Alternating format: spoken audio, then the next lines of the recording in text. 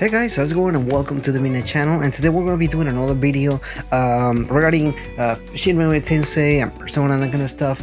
So today we're going to be my top 5 Shin Megami Tensei spin-off series. Obviously Persona is going to be here, but there's a lot of other series that they do and all really cool stuff that I really like. Obviously this is not going to include the main line, SMT or the Megami Tensei line. I guess you can want to separate them somehow or anything like that. But there's a lot of really good games within the SMT spin-offs and everything like that. Some games that I haven't played in a really long time, but while I was doing this video I was kind of like thinking, I was like, there's a lot of really cool games I want to talk about and a lot of really good games that I want to see. But for now I'm just going to do the top 5 spin-off series. I want to start with number 1, Persona. You guys know I'm huge of the Persona series. I talk about Persona all the time, but I'm also a really huge fan of SMT as a whole and everything. So my first Persona game was Persona 3, and previously I had kind of like dabbled into Persona with Persona 1 and 2, just a little bit and everything, but it wasn't kind of like really got me into it. But Persona 3 really got me into it. And one of the things that I really like about the Persona series is the school life / kind of like slice of life part of the game while you're still doing the whole devil hunting and just kind of like doing that kind of stuff. So I really kind of like how they are able to kind of balance both of these things. The Persona series have really evolved over time, especially if you compare something like Persona 1 and 2 to Persona 3, 4 and 5. You can see a clear evolution, and I really admire that a lot because they're able to keep what the essence of the Persona series is while improving on it, and I really appreciate it a lot. Moving on to my number 2, Devil Summoner, especially the Raidou Saga, which is the two separate games. They take place in kind of like a 1920s Japan. They have a really jazzy soundtrack made by the same guys that make the soundtrack for Persona. So I really like that a lot.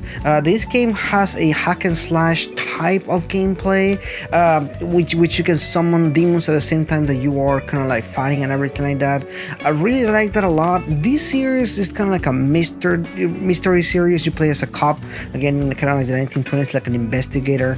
You're investigating this really weird case and demons are involved and that kind of stuff. So I really like that a lot. I think that this is kind of like one of those mixed things that if there was kind of like a remake of this, I would really like it, because those are really good games, and I think that they really go for something that I've never seen in gameplay before, in kind of like a game before. They're really unique kind of games, so I really like that a lot.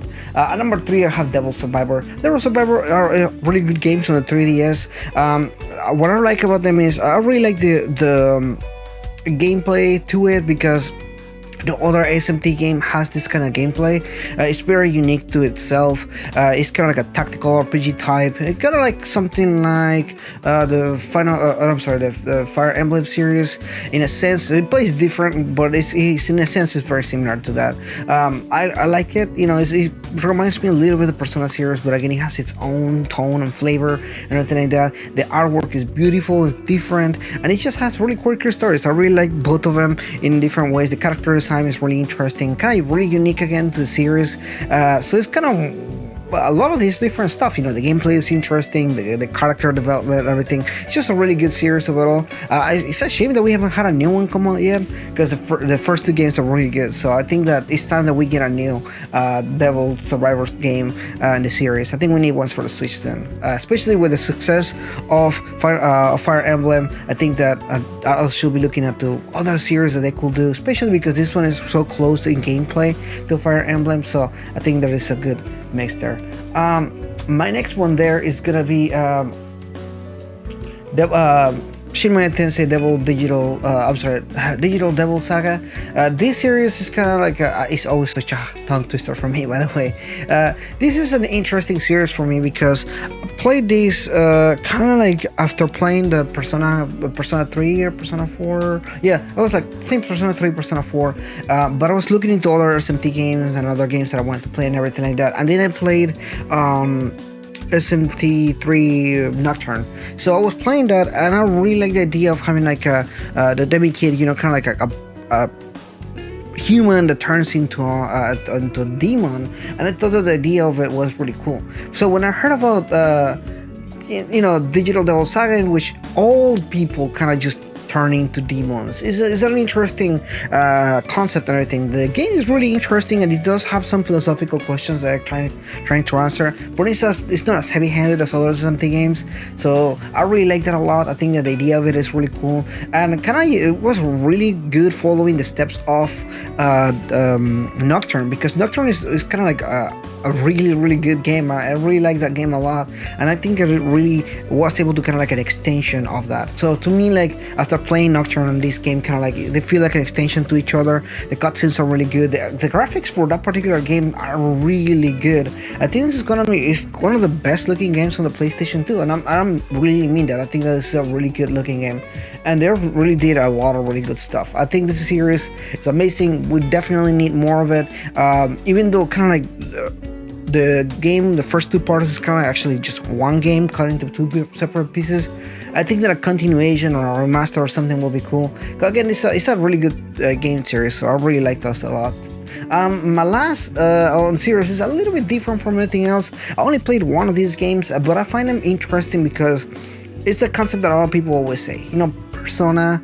I'm sorry, not Persona. It's just Pokemon is kind of like you know, you catch these monsters or anything like that, and then SMT is kind of like the same kind of formula. You know, you catch these devils and these monsters, and you kind of keep them and everything, and use them for battle and everything. So the idea of this is basically the same thing, and that's the SMT DemiKids. So if you don't know, this is a series that kind of like took the formula of Pokemon in like an SMT-esque game style and everything. So very interesting thing. These games are like back on the Game Boy and on the DS and everything, so I don't think that Alice was ever successful with this series as a whole, but I really find it interesting that I really try to kind of like step out of the comfort zone, step out of what they usually do with the SMT, and just kind of do something more kid friendly in a sense, kind of like almost like a Pokemon ripoff, even though SMT in and of itself is like Pokemon or already, so you know, it's a little bit different and everything like that. It's just I find it really funny, because if you play one of these games, the dialogue is super funny. These kids are just kind of like, let's summon a devil or a demon or whatever. I'm just kind of like, that's weird, why do we want to do that? They're just kids and everything. I don't know one of my friends being like, let's go summon a devil or something. I just the dialogue is hilarious. The story is just, you know, it's not meant to be taken super seriously or anything, even though it does get pretty serious along the line and everything. These games are just kind of like Pokemon in a sense, but SMT in a sense, so it just has like this combination of these two things. I don't know if that's why they weren't so successful, but I do find them interesting. Anyway, that is pretty much my top 5 SMT series there. I do want to have kind of like an extra thing that I want to add here.